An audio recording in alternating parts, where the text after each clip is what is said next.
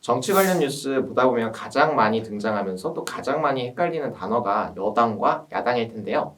여당과 야당 글자는 한 끗 차이지만 가지는 의미는 완전 반대되죠. 둘을 명확하게 구분하는 데서 정치에 대한 이해는 시작됩니다.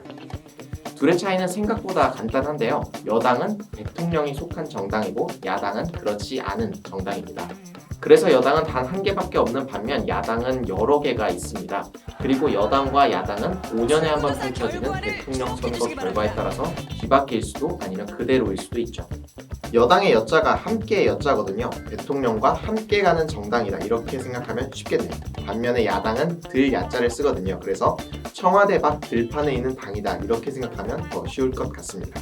그렇다면 국회의원이 가장 많은 정당이 무조건 여당일까요? 정답은 아니오입니다. 여당인지 야당인지는 국회의원 숫자와는 전혀 상관이 없고 오로지 대통령이 속해 있느냐가 중요한 겁니다. 지금은 원내 제1당이 여당이지만 박근혜 정부 말기에는 당시 야당이었던 더불어민주당이 원내 제1당이었거든요.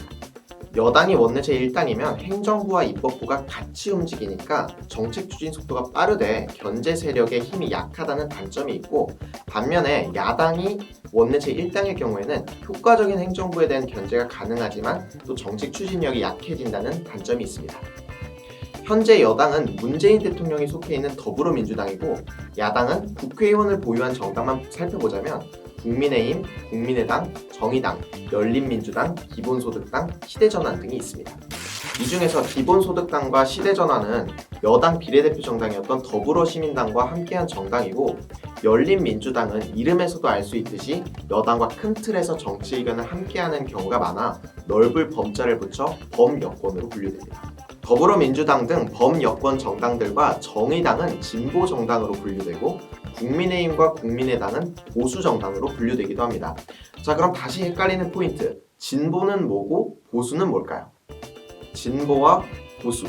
단어만 보면 진보는 어딘가 진취적이어 보이고 보수는 뭔가 틀에 박혀 있는 것처럼 느껴지기 마련이죠.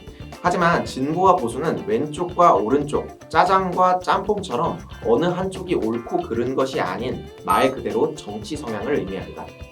그럼 이제 나는 진보인지 보수인지를 한번 따져볼까요?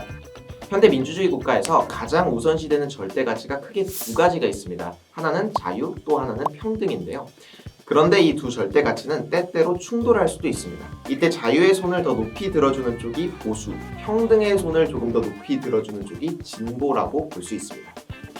지나치게 자유로운 사회는 20세기 초 미국처럼 소수 자본가들이 부를 독식하고 절대 다수의 노동자가 고통을 떠안는 사회가 될 겁니다.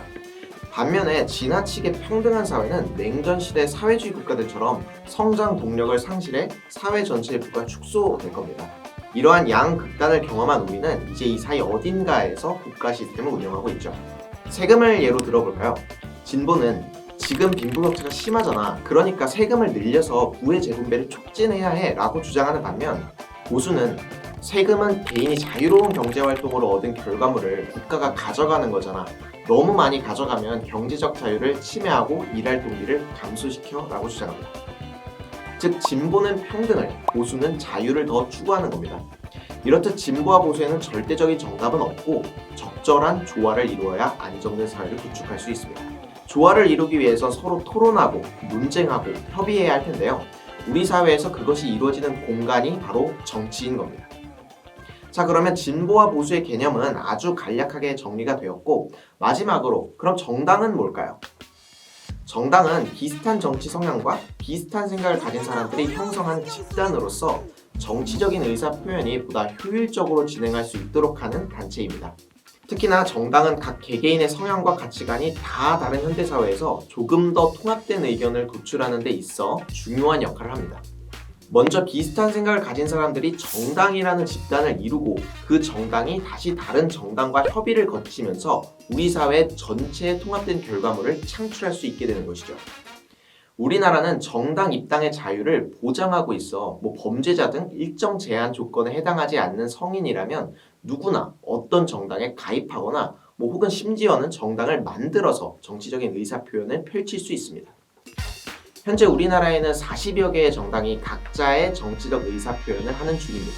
다만 모든 정치 의사 표현이 허용되는 것은 아니고 북한 사회주의를 옹호하는 등 민주적 기본 질서에 위배되는 활동을 할 경우에는 헌법재판소에 의해서 정당이 해산될 수도 있습니다. 실제로 지난 2014년 헌법재판소는 통합진보당의 해산을 인용한 바 있죠.